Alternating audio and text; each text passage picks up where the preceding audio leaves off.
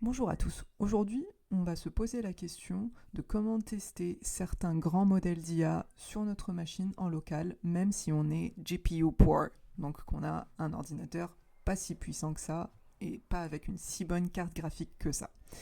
Alors déjà, la première question à se poser, c'est est-ce que le modèle peut fonctionner sur la machine? Est-ce que ça va pas trop prendre d'espace disque? Est-ce qu'on a assez de VRAM?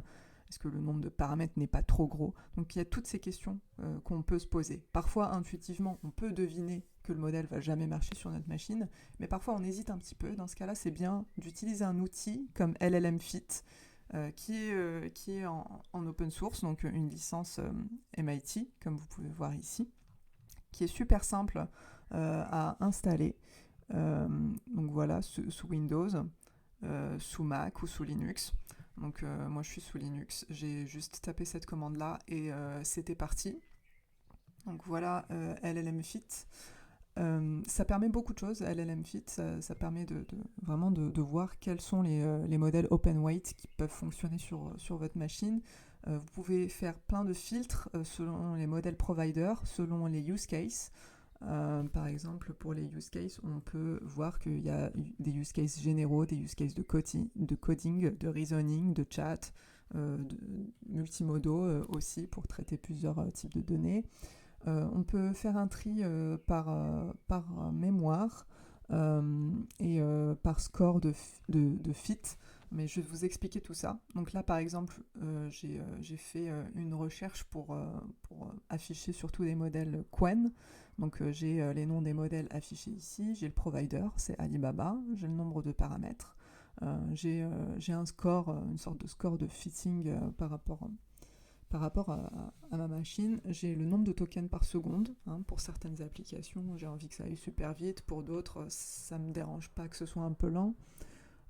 J'ai la quantisation recommandée pour que ça marche bien sur ma machine. J'ai l'espace disque que ça prend.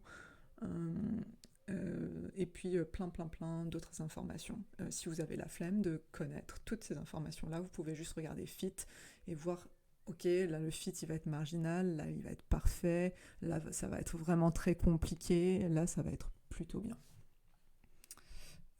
Et donc s'il y a un modèle en particulier qui vous intéresse, vous pouvez taper sur Entrée et ça va vous afficher plein d'informations supplémentaires. Vous pouvez même downloader les poids de modèles avec la quantisation qui va bien pour vous via cette commande-là. Ça, j'ai pas encore testé cette partie-là. Et vous allez avoir quelques commentaires ici. Imaginons que voilà, j'ai envie de tester un modèle récent de Qwen, le Qwen 3.6 par exemple.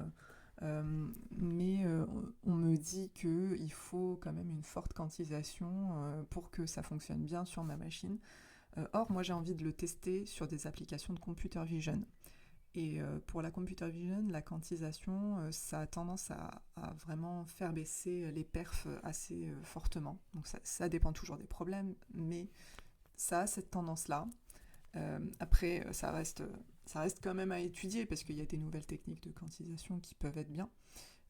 Néanmoins, du coup, imaginons que j'ai pas du tout envie de sauter le pas, de faire ce téléchargement et de prendre l'espace disque. Quelles sont les solutions quand on est GPU poor? Déjà, on va aller vers notre ami Hugging Face, qui est le GitHub des modèles d'IA et qui va fournir les poids de ces modèles, mais aussi souvent des démonstrations qu'on appelle des Hugging Face Spaces, avec ces modèles-là qui peuvent être dispo. Donc ils vont souvent être rangés dans des endroits comme ça. Vous avez plein de spaces qui mettent Qwen 3.6 en action. Mais dans mon cas, comme j'ai envie de tester Qwen 3.6 pour de la détection d'objets sur des images, j'ai épluché les démos et il n'y en a pas une qui fait ça exactement. Effectivement, ça peut porter à confusion pour les passionnés de computer vision.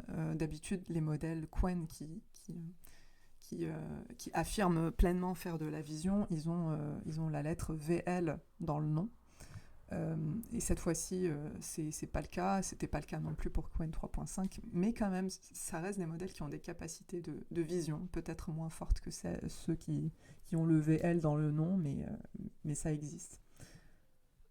Juste pour info, sur Hugging Face, pour certains modèles, quand on a fourni l'information du hardware qu'on a sur notre machine, j'ai remarqué qu'il y avait des fois où on nous indiquait s'il y avait de la compatibilité, si on pouvait faire tourner les modèles sur notre machine. Donc voilà, moi j'ai fait cet exercice de renseigner ma carte graphique, donc j'ai ces informations-là. Donc ça, c'est la quantisation proposée par Unslot. Mais donc, si j'ai pas de Hugging Face Space, quelle est ma dernière solution? Donc, on pourrait peut-être investiguer, de voir si via le chatbot de Hugging Face, qui s'appelle Hugging Chat, je peux faire mon test. Mais il n'y a pas tous les modèles disponibles à tester via le chatbot de Hugging Face non plus. Ils ne sont pas toujours mis à dispo. Mais par contre, via le chatbot de Qwen, qui s'appelle Qwen Chat, et qui est gratuit, on peut choisir le modèle qu'on veut run. Je peux faire un test de détection d'objets où là j'ai chargé une image. Effet démo, elle ne s'affiche pas, mais je vais vous la montrer juste après. Une image avec 2 chevaux. J'ai demandé si on pouvait détecter les chevaux sur cette image-là et s'ils pouvaient me donner les coordonnées des bounding box, donc les boîtes rectangulaires qui vont englober ces 2 chevaux-là. Donc on me donne ici des bonnes réponses et on me donne les coordonnées des bounding box. Donc moi, ce qu'il me reste à faire en partant de ça, c'est avoir une petite fonction pour afficher les bounding box sur mon image, tout en faisant attention au format de bounding box qui m'a été donné, à des histoires de normalisation. Et donc je renseigne ces coordonnées ici pour après afficher l'image avec les bounding box, et je me rends compte que ça a plutôt bien marché. Donc on a ce cheval-là qui a bien été détecté. On a un cheval vraiment au fond qui est complètement caché, mais bon, même moi je ne l'ai pas vu en toute honnêteté, donc je vais pardonner à l'IA de l'avoir raté. Et sinon j'ai ce deuxième cheval-là qui a été bien détecté aussi. Donc je suis plutôt contente de ça, et moi ça, cette vidéo elle rassemble vraiment mes astuces de GPU pour quand j'ai envie de tester des modèles d'IA qui sont un peu trop lourds pour ma machine. J'espère que ça vous plaira. N'hésitez pas à liker pour me soutenir. Merci.